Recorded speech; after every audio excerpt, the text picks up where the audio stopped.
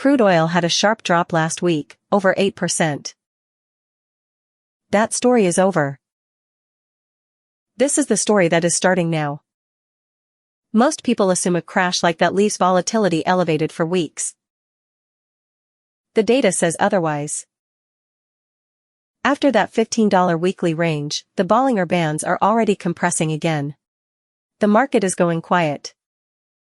Here's what happened to the bandwidth. Before the crash, it had squeezed down to around 2.2%. At the peak of the drop, it exploded past 10%. And now?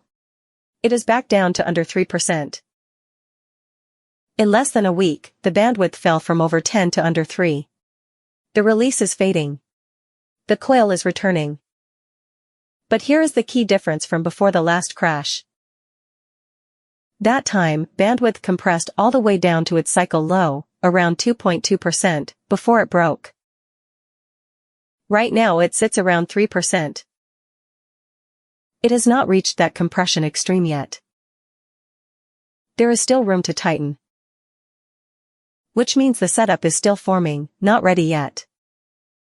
Now, the question everyone asks, which direction? That is the wrong question to ask during the squeeze. But there is one clue you can check right now. Where is price sitting relative to the midline, the 20-day average? Crude is currently between the bands. Not leaning toward the upper. Not pressing toward the lower. Compare that to last time, price was already below the midline when the squeeze hit its tightest point. That bearish lean was there before the breakdown started. Right now, there is no lean. The market has not shown its hand yet.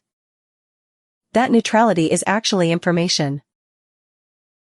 It means the next move will be driven by what happens to price first, not by the bands.